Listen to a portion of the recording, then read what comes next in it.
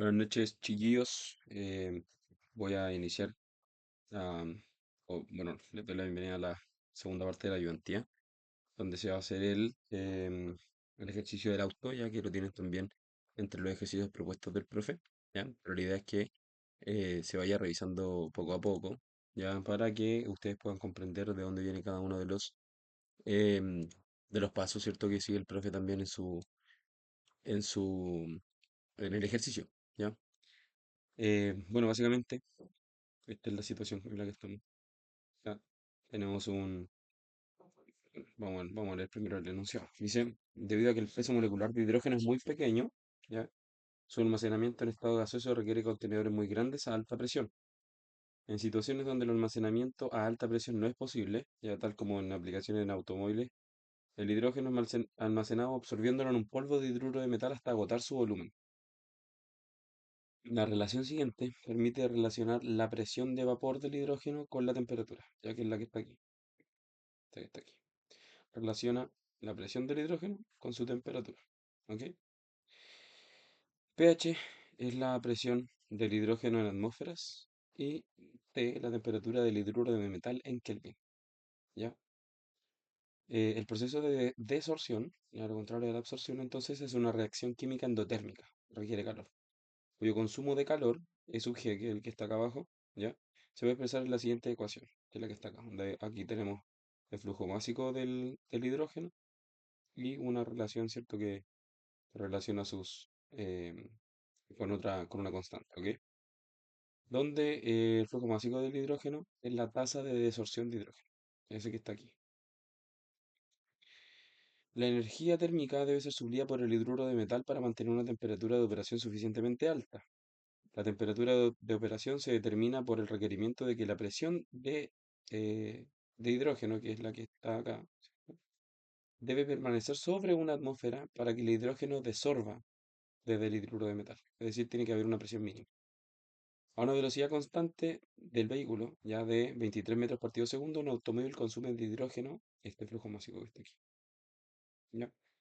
El que es alimentado desde un cilindro de acero inoxidable con un diámetro interno de 0,1 metros, largo de 0,8 metros y espesor de pared, bueno, aquí hay un pequeño error, estos son 0,005 metros, ¿ok? Para que lo consideren.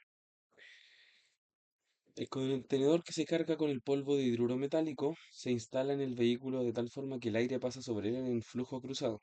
Ya eso lo vamos a ver después, pero es básicamente un contenedor que está dispuesto de esta manera en la parte frontal del vehículo. Entonces, claramente el aire que recibe el vehículo cuando está en movimiento es cruzado. A eso se refiere con flujo cruzado, con una velocidad de 23 metros por segundo, porque claramente es, estamos hablando de esta misma velocidad. Ok. La temperatura al infinito, que es básicamente la temperatura del aire, es de 23 grados Celsius. Ya determine cuánto calor adicional, además del aportado por la convección desde el aire, debería suplirse al contenedor para que la presión H2 sea mayor a esta presión de funcionamiento, ¿ya? Que de una atmósfera. ¿Ok? Eso es básicamente lo que vamos a hacer en este ejercicio. Ya voy a aprovechar de borrar estas cosas aquí y vamos a ver cómo es el esquema del ejercicio. Como ven, esta es la zona donde básicamente se controla el flujo del hidrógeno que pasa por estas celdas de combustible, ¿ya? Pero que el hidrógeno está almacenado en este contenedor que está en esta zona, ¿ya? Por lo tanto, todo lo que básicamente va a utilizar está dentro de este contenedor y el aire, ¿cierto?, fluye de manera cruzada sobre él, enfriándolo, que es lo que a nosotros nos interesa para calcular este flujo de calor que va a ocurrir en esta zona.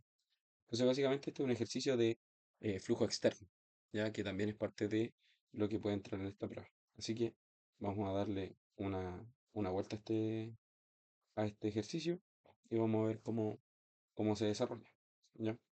Para los que han estado en la ayudantía, era 0,05 milímetros. Ya. Entonces el error aquí era 0,05 milímetros. Ese es el verdadero valor. ¿Ya? 0,05 milímetros de espesor. ¿Ok? Bueno, para los que han estado yendo a la ayudantía, saben que lo primero que tenemos que hacer para poder hacer un buen análisis del fluido o de lo que estemos revisando en este caso es encontrar las propiedades de este fluido, ¿ya? Pero ¿cómo hacemos eso? Tenemos que encontrar la temperatura film, ¿cierto? Que en este caso la temperatura film va a ser una temperatura que está entre la temperatura que está pasando aquí por dentro de este hidrógeno y la temperatura que está acá afuera, ¿ya? ¿Por qué? Porque en la pared estas dos temperaturas se parecen mucho. Por lo tanto, para encontrar esa temperatura film, vamos a tener que hacer un promedio entre esta temperatura al infinito con la temperatura que está aquí al medio, ¿ok? Entonces, vamos a hacer ese primer paso, ¿ya? Tenemos que encontrar la temperatura fin de la temperatura ambiente, en este caso que es de 23 grados Celsius, con una temperatura T que no conozco, ¿ya? Y esto dividido en dos. Vamos a quitarle la unidad de medida. Pero ¿de dónde saco esta temperatura? Eso es importante que lo podamos comprender, ¿ya? Para eso nos dieron una expresión, que es la expresión que está acá arriba, y es esta que está aquí, que relaciona la presión con la temperatura, ¿ya? Entonces vamos a escribirla acá, que es P H sub 2 es igual a eh, la exponencial o e elevado, ¿cierto? Ustedes ya saben, esto de mate 1, 3550 dividido en t, más fuera del paréntesis, o sea, por fuera de la fracción, más 12,9. Ya, donde esta temperatura de acá, como lo leímos en el enunciado, es la temperatura del hidruro de metal.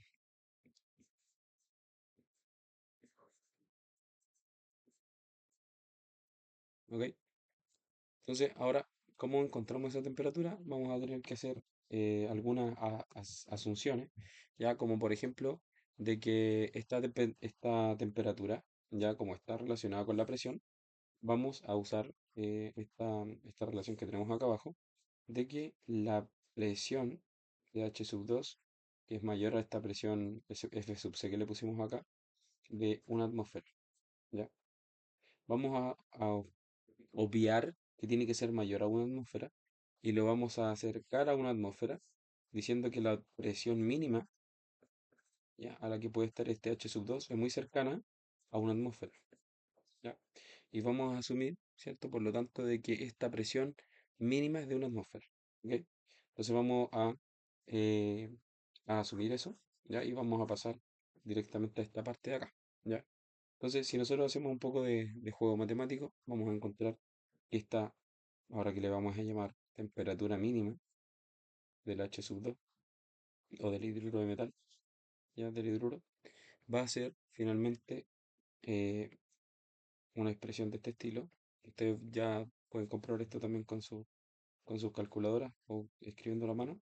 Esto va a tener esta forma, que es el logaritmo natural de la presión esta H sub 2 mínima, ¿ya? Menos 12,9. ¿Ya? Entonces, aplicamos el logaritmo natural, ¿cierto? Después pasamos a este restando y nos va a quedar finalmente esta temperatura mínima que se escribe de esta manera, ¿ya? Esta temperatura mínima, utilizando, ¿cierto? La calculadora les va a dar que, no, vamos a escribirlo directamente, dividido en el logaritmo natural, que habíamos dicho que este iba a ser una atmósfera. Acuérdense que la presión esta está en atmósferas, ya para esta ecuación. Por lo tanto, sería el logaritmo natural de 1 menos 12,9. Y eso finalmente nos da que son 275,2 grados Kelvin. ¿Ok? Eso básicamente. Entonces, ya teniendo esta temperatura mínima, podemos encontrar la temperatura de film. ¿Ok? La temperatura de film, por lo tanto, va a ser la temperatura, vemos acá, temperatura film es igual a los 23 más 273,15 más 275,2 dividido en 2, ¿cierto? Y esto es básicamente transformar los grados Kelvin en grados Celsius. Y eso nos va a dar un valor muy cercano a 285 grados Kelvin. ¿Ok? grados Kelvin. Ya. Con eso ya determinado, que es la parte más simple, y yéndose ustedes a las tablas que corresponden y encontrando también, si es que no está escrito directamente estos 285 Kelvin, aplicando, ¿cierto? La, mm, eh, las propiedades, ¿cierto? De la interpolación, ¿ya? Van a encontrar finalmente que este valor de este nabla que tenemos acá, o también llamado viscosidad cinemática, va a ser igual a 14,56 por 10 a la menos 6. Lo pueden ir corroborando ustedes también con su calculadora. Acá, que sería ojo que aquí estamos sacando las propiedades del aire, ¿ya? Vamos a sacarlo inmediatamente. Propiedades del aire, ¿ya? El K de este aire va a ser de 25, por eso tienen que buscar bien la tabla que corresponde, por 10 a la menos 3. Y el Prandtl, que es otro valor que vamos a ocupar acá, es de 0,712. Si ahora buscamos para esta misma temperatura fin las propiedades del contenedor, ¿ya por qué? ¿Por qué no van a servir? Porque tenemos que hacer transferencia de calor en esa zona. De este acero inoxidable va a ser de un K igual a 13,4 watt partido metro por grado Kelvin. ¿Ok? ¿Qué otra cosa es importante de acá? Eh, eh, eh, eh, em, para el acero, eh, que acá, mira, dice que a una velocidad constante de tanto un automóvil consume hace un consumo de hidrógeno del flujo másico de H2 igual a 1,35 por 10 a la menos 4. Y ese es otro de los datos importantes, que el flujo másico del hidrógeno es de 1,35 por 10 a la menos 4. ¿En 4 era? Por 10 a la menos 4, sí, efectivamente. Ahora vamos a calcular ya la tasa de consumo, que dice que el proceso de desorción entonces es una reacción química endotérmica que requiere calor, cuyo consumo de calor se puede expresar de la siguiente ecuación. Y esta es importante que la consideremos, el flujo de calor, porque con eso nosotros vamos a ir determinando también cuánto calor va a necesitar, ¿ya? Entonces vamos a calcular directamente este valor de la SUG. Acuérdense que la pregunta del enunciado es cuánto calor extra se tiene que adicionar para que esto funcione. Entonces vamos a calcular esto con el flujo másico que nos entregan.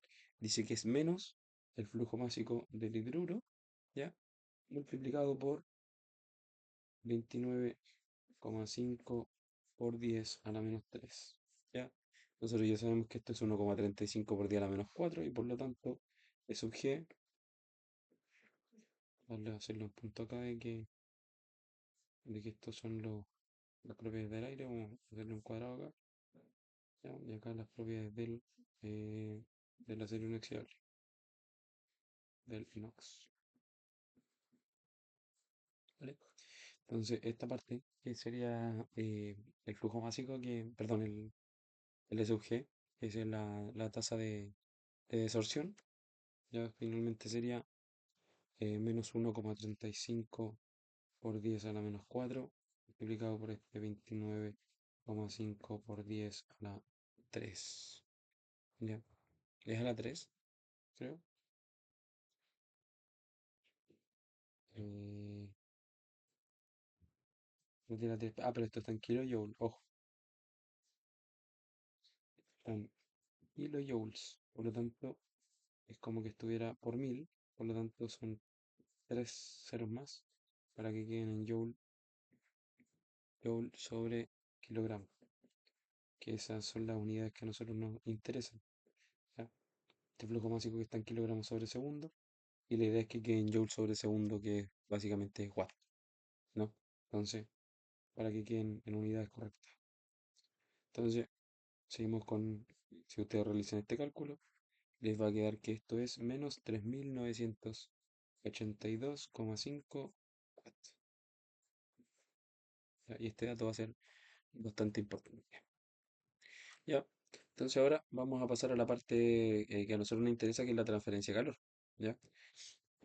Hasta ahora hemos encontrado valores importantes para el cálculo final, pero no hace falta todavía las partes propias de la transferencia de calor. ¿Ya? Para calcular el calor transferido, por eso que nosotros estamos hablando de, vamos a hacer aquí un breve separación. ¿Ya?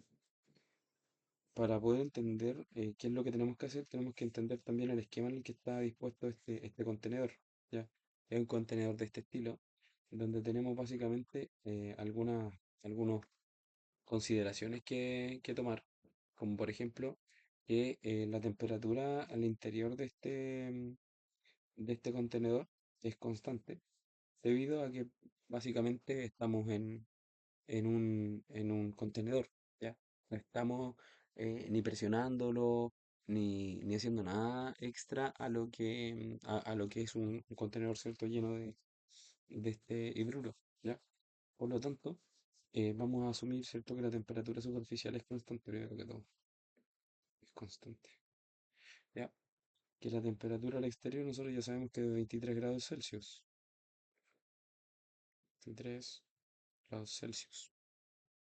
La velocidad de este aire, vamos, esta es temperatura al infinito, la velocidad al infinito o la velocidad, ¿cierto? Del aire va a ser de 23 metros sobre segundo y que básicamente la tasa de desorción, que es la que está aquí dentro, es el de sub g, ¿ya? El largo también nos lo entregan, ¿ya? Que el largo nos dicen que es de 0,8 metros, 0,8 metros, y el diámetro interior es de 0,1 metros. El interior. El espesor ya sabemos que el espesor es de 0,005, perdón, ¿cuánto era? Lo tenemos anotado acá. 0,05 milímetros.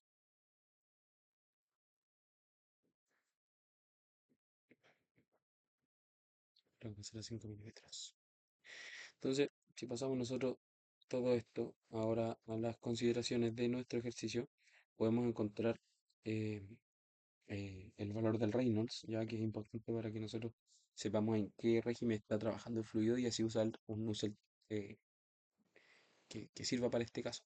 Entonces, el Reynolds lo vamos a tener que calcular, que en este caso para estos flujos externos en un cilindro, lo tenemos de la siguiente manera.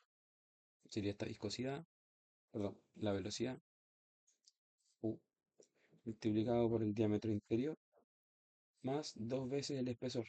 ¿Por qué dos veces el espesor? Porque eso sería finalmente el diámetro total de esta circunferencia. Este espesor de acá, más este espesor de acá, más el diámetro interior. Ya eso finalmente nos va a dar este valor. Entonces, eso y esto es dividido en este valor de la viscosidad cinemática. ¿Vale? ¿Cuánto nos daría este Reynolds? Si nosotros lo pasamos sería finalmente estos 23 metros sobre segundo multiplicado por el diámetro interior, que es de 0,1 metros, 0,1 metros, más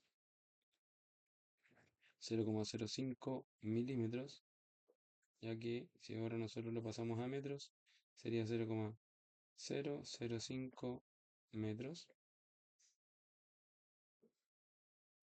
¿sí? Y eso dividido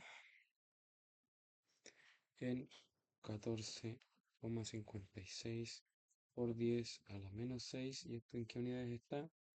No las tengo anotadas, pero básicamente como toda la viscosidad cinemática, lo vamos a buscar directamente.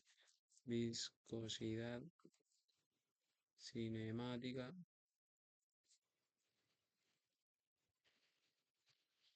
unidades. Ya, la viscosidad cinemática se mide en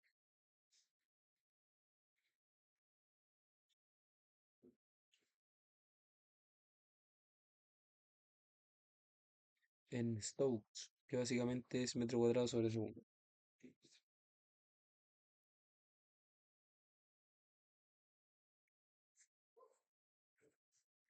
Metro cuadrado sobre segundo.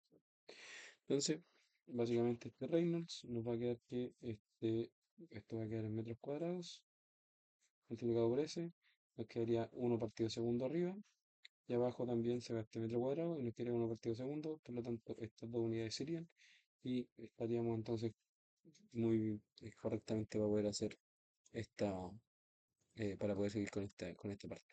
¿Ya? Me parece que hay un dato que está incorrecto, que es el del espesor, ya que en este caso estamos viendo que es muy pequeño, 0,05 eh, milímetros. Ya, voy a revisar bien ese enunciado, porque yo tengo anotado acá, ¿cierto? Que es un de 0,005 milímetros, o sea, metros. Por lo tanto, debería ser un valor un poquito más grande, ¿ya? Pero lo vamos a corroborar. Y a propósito, esto es dos, dos veces el espesor. Ya, ya, vamos a utilizar el dato que les había dicho, que es de 0,005 milímetros, perdón, metros. Y finalmente esto nos daría un valor de 173.763 que a dimensión, en este caso para Reynolds. Nosotros ya sabemos que con esto, ¿cierto? Tenemos un flujo que es del tipo turbulento, ¿ya? Por lo tanto, vamos a utilizar una de las correlaciones para el Nusselt. Vamos, vamos a pasar aquí a utilizar el otro espacio que está acá al lado. Vamos a seguir con este valor que es 173.763. 173.763 es el Reynolds, ¿ya? Y vamos a utilizar la siguiente correlación, que también está entre los apuntes que le entrega el profe. Este Nusselt va a ser la siguiente, la siguiente correlación de 0,3 más 0,62 multiplicado por el Reynolds, el diámetro a la 1/3. Aquí es importante ver el Prandtl, que también es a la 1/3. Eso dividido en 1 más 0,4 dividido en el Prandtl, eso elevado a 2/3, y todo eso elevado a 1/4. Esto que está aquí multiplicado por, nuevamente abrimos un corchete, 1 más el Reynolds, según el diámetro, ¿cierto? Por eso le colocamos a D, dividido en 282.500, y todo esto, perdón, y esto que está aquí, elevado a 5 octavos, y todo eso elevado a 4 quintas. Todos los datos que tenemos acá ya los conocemos. El Prandtl lo sacamos de tabla, el Reynolds lo calculamos recién, el Prandtl ya dijimos, nuevamente el Reynolds, y lo demás es simplemente calcular el valor de este Nusselt. Y básicamente el valor de este Nusselt les va a dar, Nusselt promedio, ¿cierto? 315,87.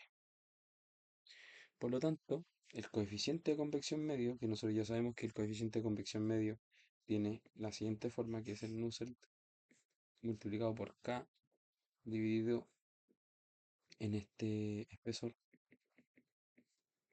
¿cierto? En este diámetro completo. Y eso es básicamente 315,9 multiplicado por 25,2, que es el K que habíamos sacado antes. 25,2 por 10 a la menos 3.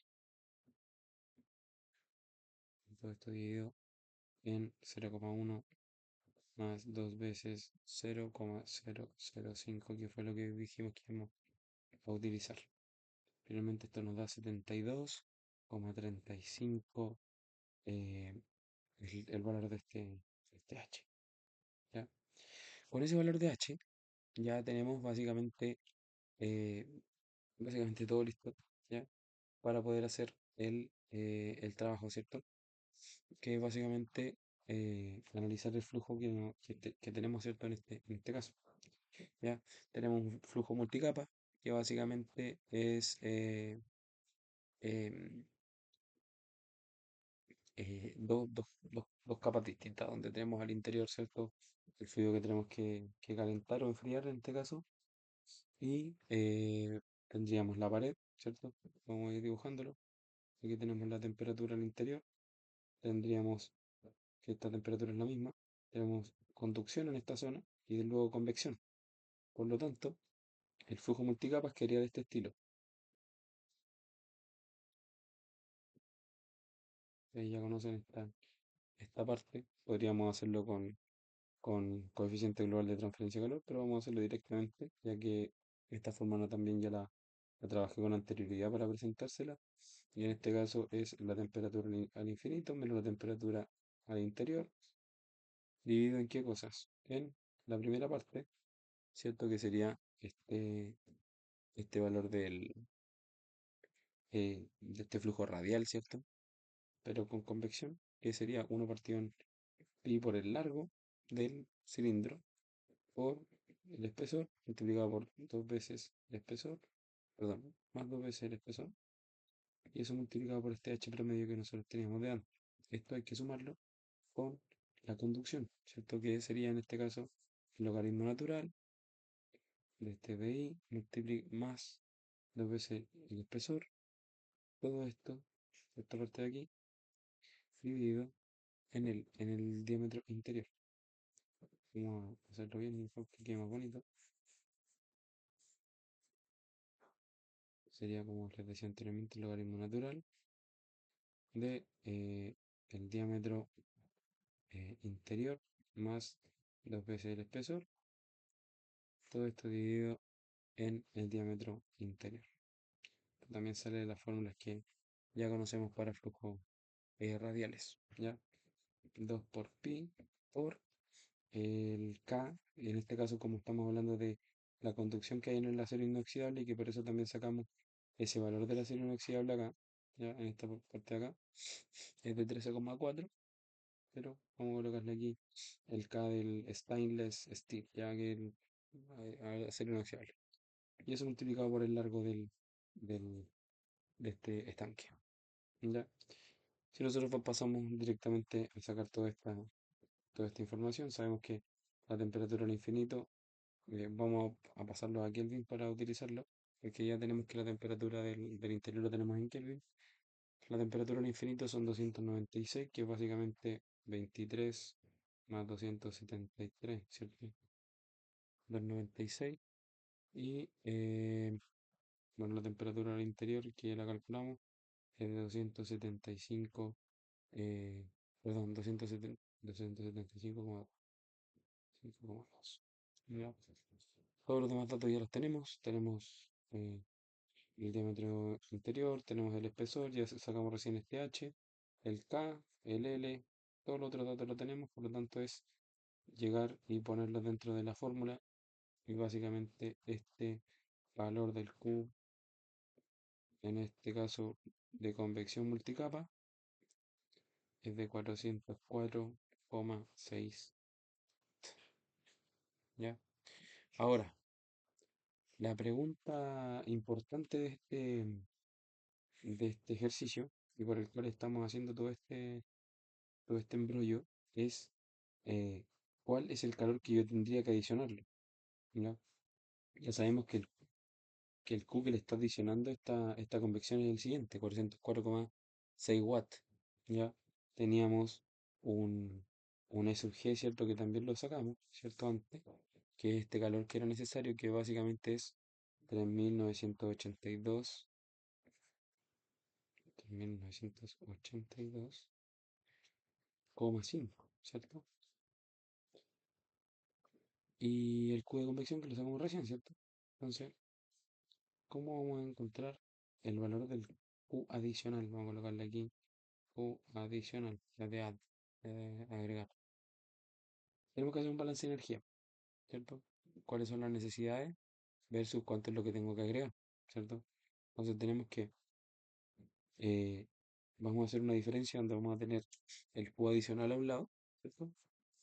Con todos los otros calores que se están agregando, el Q adherido, ¿cierto? Es de más ¿cierto? El Q de convección, que es el que calculamos recién, más este E sub G, esta diferencia, o sea, esta suma, ¿cierto? Todas estas cosas tienen que ser igual a cero, ¿ok? Que es básicamente estos dos, ¿cierto? Tienen valor negativo, algunos, ¿cierto? Entonces vamos a hacer bueno, son valores positivos, pero básicamente esto es lo que tiene que pasar. Que el calor que entra tiene que ser igual al calor que sale, y el calor que sale estamos asumiendo, ¿cierto? Que es negativo. Ya, perdón, es nulo. Entonces, este Q adicional va a ser igual al Q de convección menos, menos, eh, menos el valor de este en negativo. Entonces, este menos le sub G, ¿ya? Entonces, este Q adicional que vamos a tener que agregarle va a ser menos 404,6 menos menos 3982,5 y finalmente este Q agregado va a ser igual a 3577,9, que es básicamente lo que vamos a tener que agregarle a este proceso para que se realice correctamente la desorción. Esto en cuenta. Y eso es básicamente este ejercicio. Es un poco largo, pero las partes esenciales son entender qué era esto, que en este caso son claramente el, la- la- el calor que tiene que ser agregado. Sacamos este cubo de convección para saber cuánto calor, ¿cierto?, se está agregando por la convección. Y finalmente tenemos este cubo adicional que hay que agregarle para que esta desorción se haga correctamente. Eso es básicamente este ejercicio. En breve les voy a estar subiendo también el segundo ejercicio que les tengo planeado para el día de hoy.